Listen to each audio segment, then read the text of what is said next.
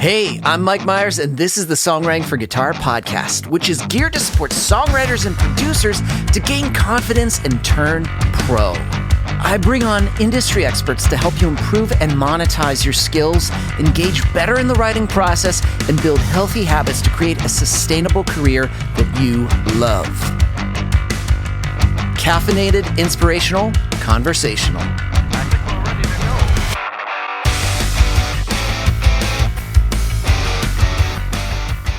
Hey, what's up? Mike Meiers here with the Songwriting for Guitar podcast, episode number 74, In Defense of Pop. Now, it's easy to write off pop. I think a lot of people do because they don't take the time to understand a lot of the nuances and how the landscape of pop music has changed. In this episode, Songwriting for Guitar coach Lainey, Dionne, and I, we kind of dive into a lot of the misconceptions. Plus, we're going to talk about something really cool that we're offering. So this is a jammed-packed episode. We're just going to dive into it. Episode number 74, In Defense of Pop.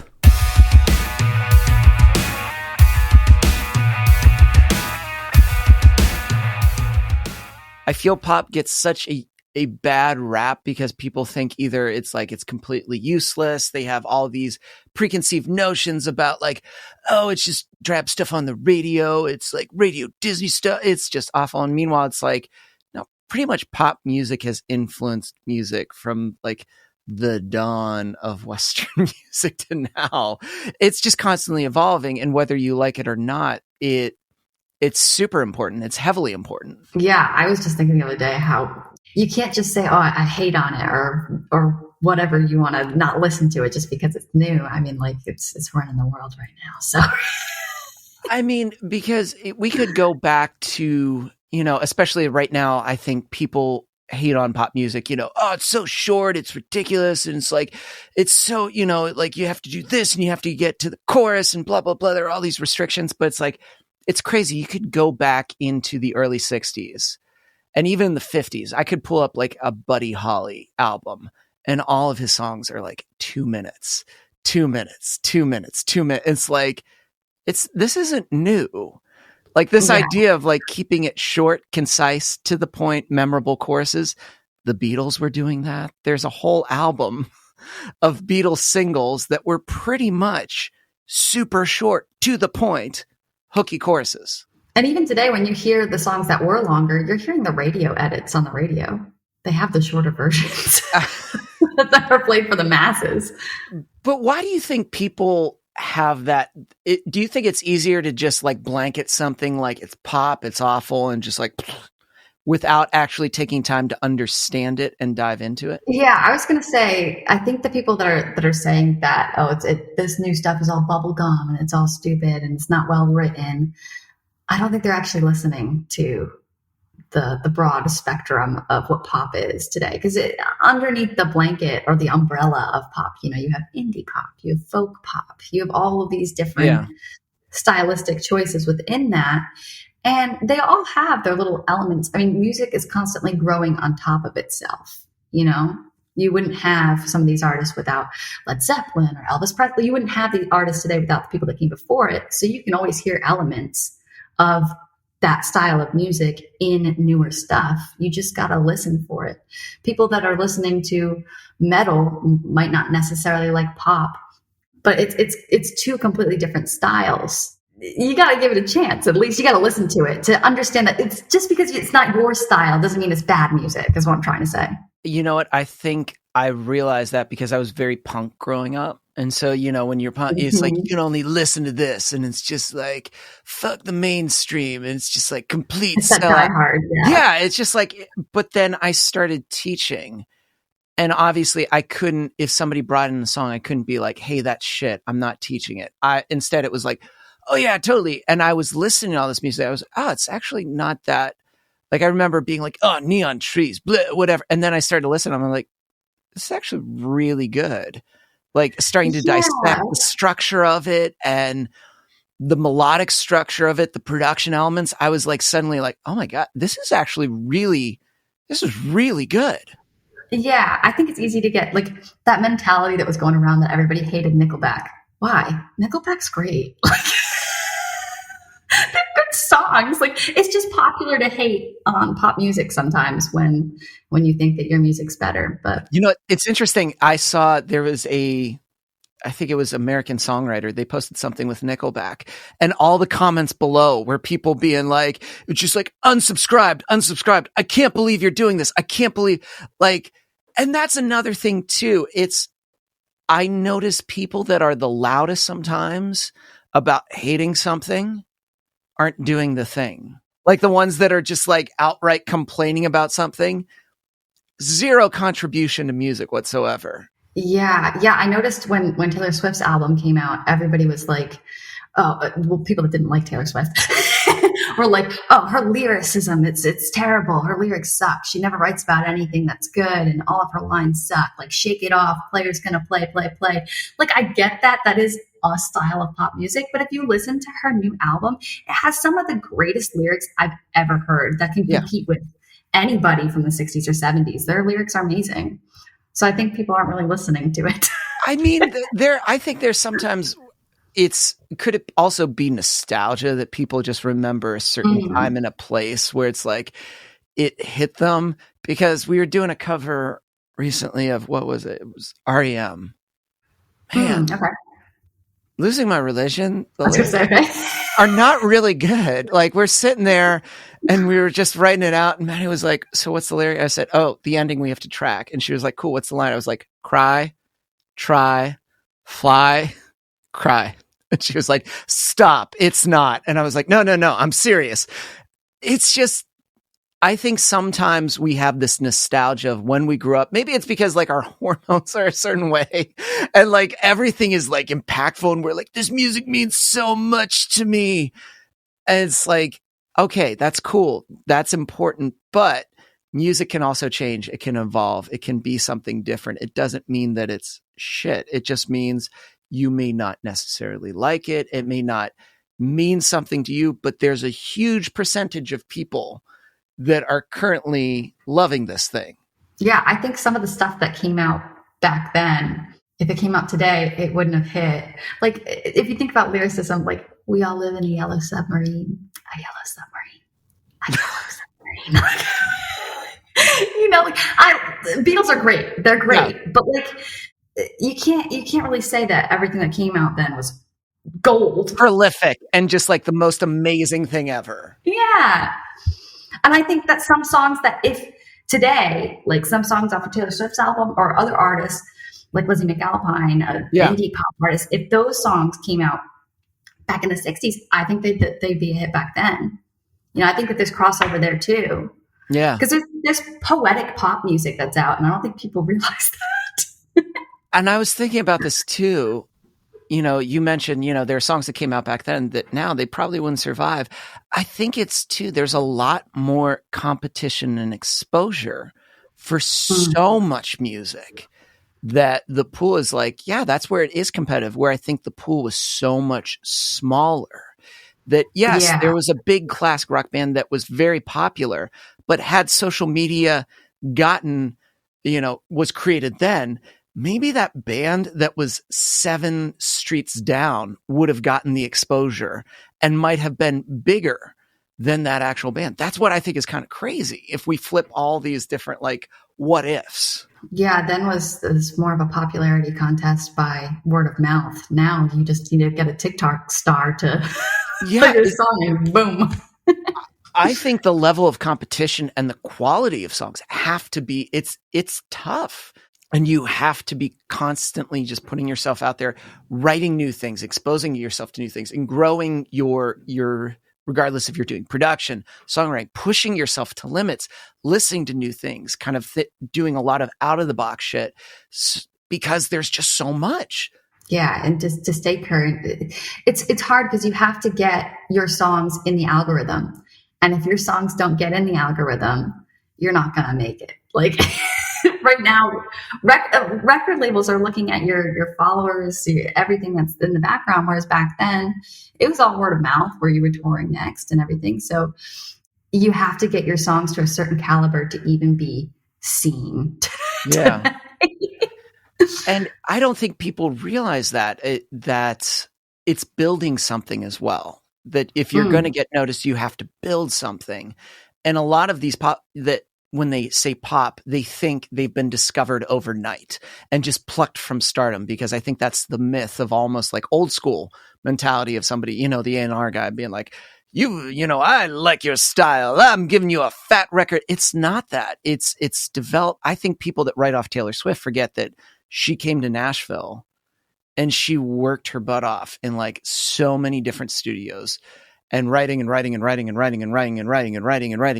until things started to move in the direction. Yeah, I think the misconception with that is because you can technically get famous overnight by something like TikTok. Like you can go viral overnight, but your song that's not good enough is not going to go viral overnight. The work comes in before that overnight stardom takes place. You know, you have to put in the time to craft these songs that are going to make it, find the studios that are going to have the production that's going to make it. All that happens behind the scenes before the overnight stardom. You know what I'm saying? Yeah. And it's seeking, I feel like, you know, going to others that are doing it, learning it. You know, I've been reading this book, Show Your Work. And what it talks about is this myth that the lone creative genius that is just there. But what you're going to find behind the creative genius is a slew of collaborators and people that have informed their process, their system that has developed them to allow them to be at that heightened position. So that when people write off like, oh, you know, they're just, you know, they're just sellouts and blah, blah, blah, blah, blah. And they were just like, they're just being signed overnight. No, they're actually really good. And they've worked with people, they've trained, they've developed their craft, they've stayed patient with it. They've sought the advice, even when it's the advice that they don't want to hear. Yeah. They've taken it. And I think sometimes people that kind of want it to be that general, just like, oh, it's, you know, it's like this. They haven't sought the advice. They don't like the advice too that they're getting because they want to reject it. And they just want to live in their little world of, I guess, belief that this is how it is. Yeah, I definitely think that like rejection definitely shapes you. Because I mean, I don't say like be completely authentic to you 100%. Yeah. But if somebody's if you're getting no's constantly, I don't want to sign you to the library, I don't want to place your song, none of this is really working, you have to change something. You have to be authentic to you. You have to change something in order to get that success. If you're just going to keep doing the same thing over and over and over again and expecting different results, that's insanity. I was going to say that's the definition of insanity, but it's people kind of like sticking their fingers in their ears going, la, la, la, la, la, la, not going to listen, which is like, why would you do that? Why can't you just take the advice of someone, especially if you're hearing the same, that's a good sign too, when just like a sign, if you're hearing the exact same thing, that to me is like, ooh, I should take notice of that. But I feel like, you know, things that are, you know, that are on Spotify, because, you know, yes, the radio, but I look at playlists. I look at like if I go to like, you know, country, it's New Boots on Spotify, or it's like indie pop playlists. Like, what are the new things added? It's a criteria because they put the time into it, the craft, the song, the production, the whole 9 yards. They're not throwing up everything. It's that's why it's a curated playlist, not an everyone playlist, but a curated playlist. And it's super hard to get into those Spotify editorial playlists. It's insane. Fresh finds. For the people that are looking for pop, but they are not certain about the whole genre, I would suggest Fresh Finds or listening to the indie pop editorial playlist on Spotify, because that is, I don't want to say like it's more authentic, but it has more acoustic elements to it that give it that more real instrument vibe rather than the bubblegum pop, Britney Spears, Katy Perry vibe, which all of it is good. I'd like to say, but for those that are kind of against pop, I feel like that's the gateway drug into pop. You know what? I think it is, because sometimes when people do that blanket, they don't realize that there's so many of these subgenres of pop and so many different subgenres that aren't just like synthetic and just like synth, but it's like, no, you can have, like you mentioned, Lizzie McAlpine. When I like first heard Lizzie McAlpine, I was like, holy shit. I was like, this is really good. Like the instrumentation is amazing. I love the guitar tones. Like I geeked out at first I geeked out on the guitar tones because they were clear, but they were also like, there was a little bit of breaking in it. I could hear a little bit of overdrive, but it was like vibey. And I was like, I really love that. So that was the initial thing that drew me in. But that means whoever was producing that and shaping that gave a lot of thought to the textures to support her story. So that's where I have like the appreciation starts. Yeah. And that's where it just goes to another level. Yeah, I'd say for those that are trying to get into pop, the indie pop genre, and Lizzie McAlpine especially, it's more of a storytelling pop, which I think people think pop lacks the storytelling aspect of it, the personal, emotional aspect of it. And that's totally not true. So Lizzie McAlpine's a great start for that. It's interesting because I was like, let's take like classic rock lyrics, and if we were to put them to like modern day pop singers, how much people would reject that. I think imagine Britney Spears covering American Pie. Like she was saying like, bye bye, Miss American Pie. And people just be like, oh God, that is just like, but imagine Don McLean suddenly doing like, hit me baby one more time. It's just so weird. I know, but it's just like, it's interesting as those were flip flop. You can make hit me baby one more time sound super folky though. That would be cool. I know. I'm just like, I think he could just do it. But it just goes to show that I don't think people have an issue with it. It's something new. You're totally right. Flipping that would be really insane to do. Like what's that? It's not Highway to Hell. Who is that by? That's AC/DC. Yeah, if you tried to, that would not work. Fergie doing Highway to Hell. I mean, let's just choose something bizarre and just like.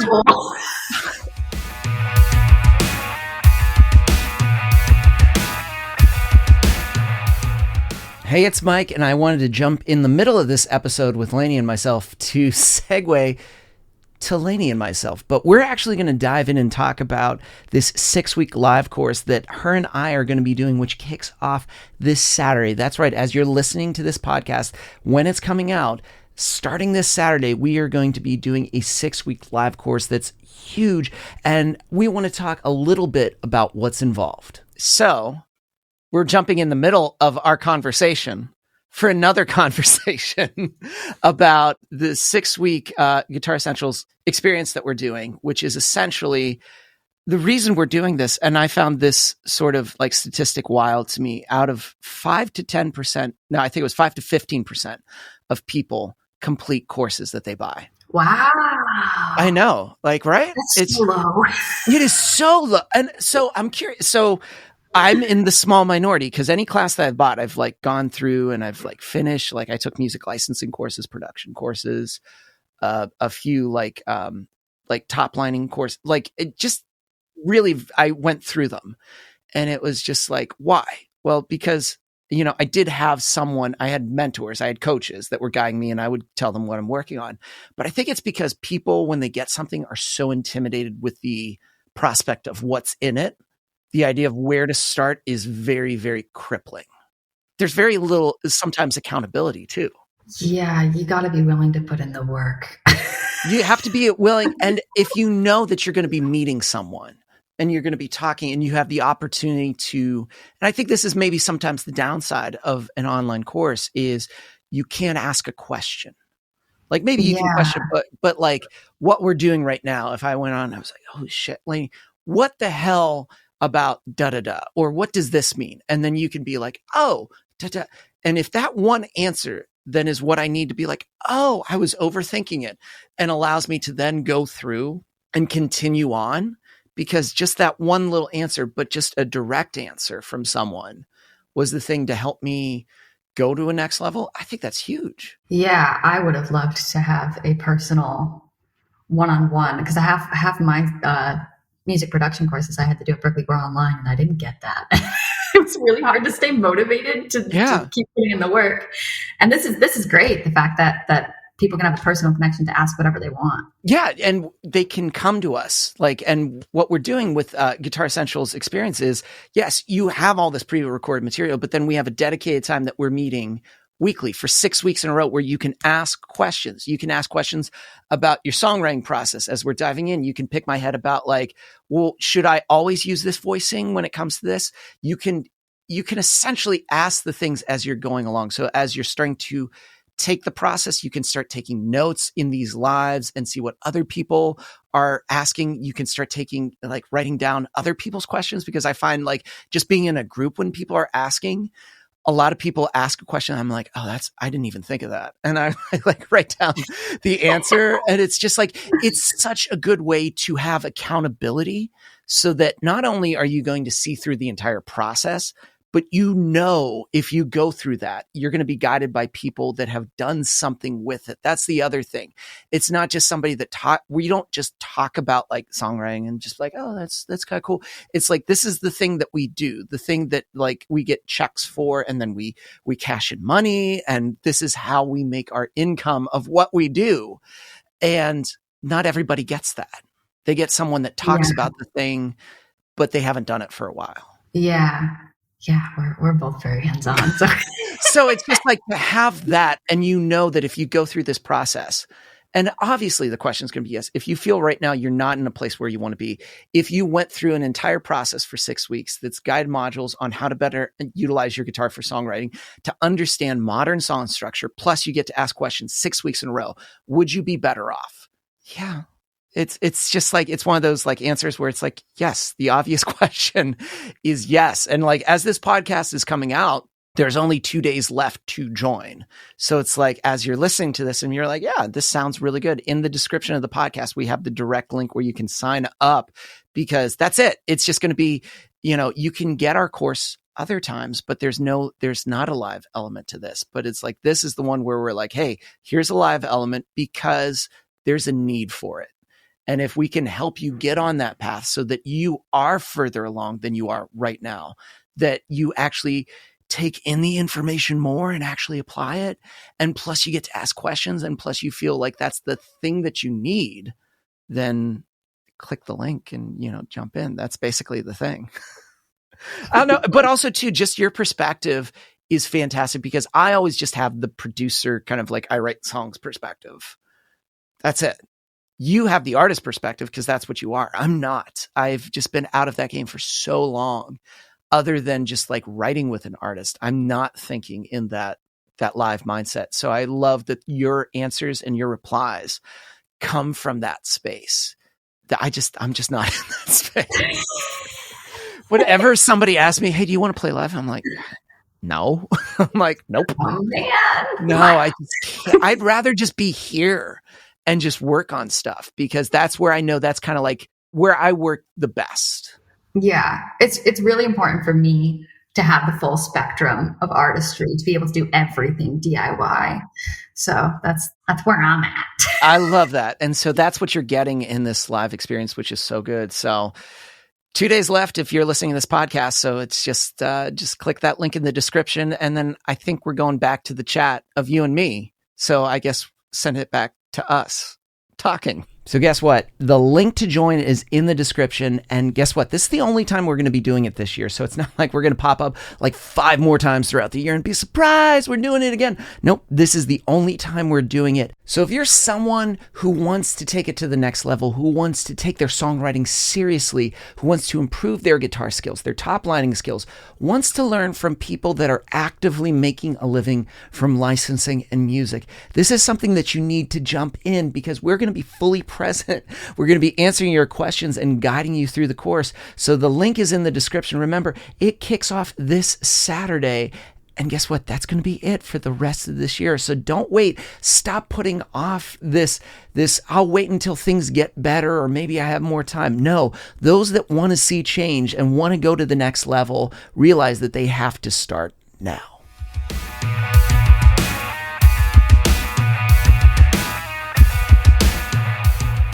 I think we have to step out of kind of that nostalgia bubble and realize like we've got to try some new stuff every once in a while. Yeah, it was a time. It had its time. And music now is going to have its time in 20 years as well. Exactly. The things we're talking about now, people are going to be like, yeah, I remember Lizzie McAlpine. That's cool. That's how they're going to talk about, how they talk about Mama Cass or, Joni Mitchell, or so. It's just, there was a time and a place, something else came, and guess what? Then that's going to have its time and its place. Then there's going to be something else. Music always moves forward.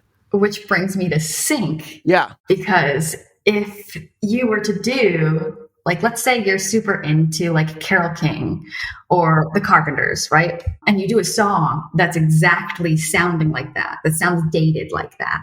A sync person is more likely going to pick them since they were popular during the time. You know, they're gonna want Stairway to Heaven. They're not gonna want to knock off Stairway to Heaven.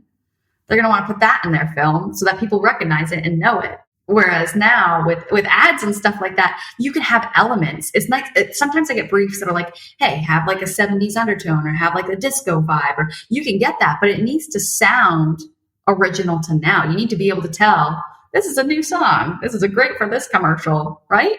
I always feel like they call it like vintage undertones. Yes. Well, undertones being the main word. It's like an accent and not meant to be the front and center main. Like, I think Miley Cyrus's Flowers totally has like a super vintage undertone vibe to it because the bass and the drums, like I learned the bass part because I was just like, this is so good. It's so it supports the song. But when I think of it, boom, boom, like if we think of like 70s and disco, I think of that. I think of like a great bass line. I think of like a small Gretsch kit that's playing in the background that's like holding down that main section. I think Flowers was wonderful like that. When I first heard it, I was like, shit, this is like really good. Yeah, but it sounds modern still. Or like as it was, Harry Styles, as it was. Tell me that song is not Take On Me, Take Me On. It's literally sung practically, but it 100% sounds like you could tell that that's something that was produced today. It still has the elements of Take On Me, but you could tell it's from today. Everything kind of nods to something. It nods to whether it be like it was 10 years ago, 20 years ago, 30 years ago. Greta Von Fleet is very much like Led Zeppelin. That's like, to me, is like a super, it's just. To me, that's like a knockoff. It's a little knockoffy. Yeah, it is. So it's lead airplane. I don't know, whatever we want to call it. Zeppelin. It's just like, it's something that is similar to it. It has those undertones to it.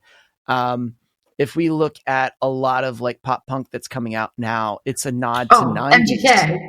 Yeah, total. Like, and Travis Barker doesn't care. He's like, cool. He's like, I'll play on it. I'll produce it. I love this, because he's totally all for that. So it's like we're seeing that 90s revival because people that were born in the 90s, that's what that nostalgia is coming back. And now it's bleeding into their songs. Yeah. That's great to me because I'm just like, cool, I can get down with it. I'm all for it.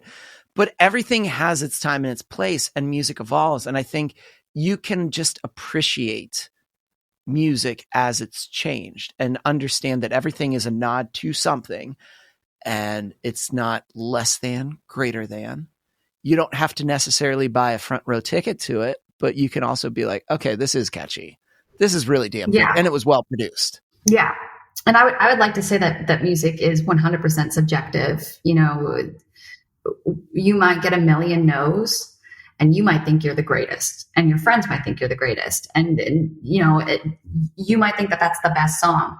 But if your goal as a songwriter is to become successful and make money in the field, you're going to have to appeal to the masses. You want most of the people to think that your song is great.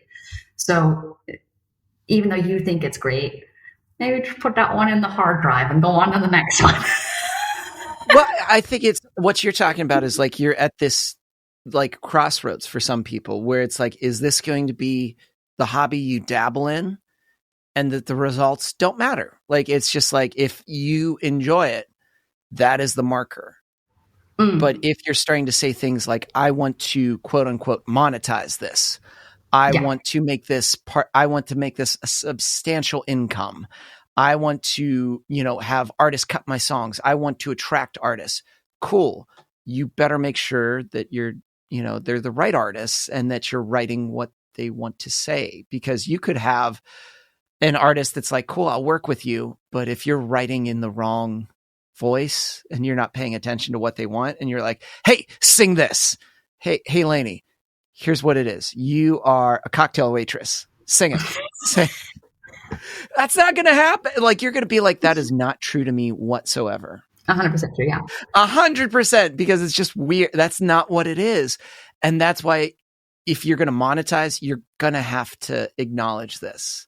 Yeah. Like I said, you might think it's good, but you want everyone to think it's good. And that's why pop's important. It is. This is why it matters. And if you want to make money, you have to acknowledge that, yeah, this does matter. But you also have to broaden your definition of what pop is. You can't just have this one-sided view and just like, it's not Radio Disney. It's not people that are just plucked that are 18 years old that get signed then develop. But it's like, there's all these subgenres and they're all a little bit different. Like, I love the Aces. To me, they're indie pop. They're like really good indie pop, like amazing guitar hooks. But that's probably not what everybody thinks about when they think of pop. They think, oh, like Miley Cyrus, Justin Bieber. But even Miley Cyrus, I feel like, has come into her own since the beginning, because I feel the ones that end up doing well evolve, change, and they're still there. Even like another genre to break people into the gateway drug of pop would be AC, adult contemporary. Yeah. You got your Adele, Sam Smith. Well, old Sam Smith, not new Sam Smith. Adele, Coldplay, Ed Sheeran. This is appealing to 18-year-olds as well as 40, 50, 60-year-olds. You hear Adele songs, you hear Ed Sheeran songs at weddings. Like the adult contemporary is also a great umbrella pop category to gateway drug you into that. Yeah. I think for people too, like, I would even throw like Jack Johnson or just like a Jason Mraz, where it's like, you want some of the elements of like somebody playing an instrument, but you want it. It's memorable. It's hooky. Those are the things. They're all hooky. But I think for people to branch out and just be open is the big thing, because I think if you're open to this, especially if you're a songwriter or an aspiring songwriter, you have to have that open mind, because that's also going to flood into your co-writes, how you view production, how you collaborate with people. Because I only collaborate with people that have a very open mind about music. I don't work with anyone that's like, this sucks. Like, I remember, one of my best collaborations, Josh, we were talking about like when Fits in the Tantrums Hand Clap came out. We were just like, God damn, this is so good. Yeah, it's just like, but it's like his backstory. It's like the singer. What was he? He was an engineer. He was like a producer. That was his back. That's what he did. And then he did a band. So it was just like, to me, it's like, I don't know, just pop. It's just grown so much to what people used to think. And if you're going to, I don't know, have success in this area, you got to be open. Yeah, I won't work with anybody. It's like, I hate this, I hate that, I can't do this. And if you're too judgmental, that doesn't like vibe for a nice co-write. I don't think most of the major players are gonna want to do. No. It's, imagine if you were a world, I don't know, just like, in the UN. Oh, maybe that's a bad example because they all did. But I'm like, I was trying to think of something where you have to be negotiable. You have to be, it's, I think, especially for longevity, if you're thinking short term, you're probably not thinking about this, but if you're thinking about long-term growth in music and staying relevant, I actually had somebody tell me once, and he was one that really drilled active listening to me. And I was like, and he was like, I have to do this now, because if I stop it, I become irrelevant and that I'm not going to be welcomed in the room. Mm-hmm. And I was just like, that makes sense. So it's just like, understand what's coming out and listening, and just keep on expanding your view of music, because that will always benefit you. That will never be something that's, I feel like, that hinders creative growth. That was very well said. End scene. So.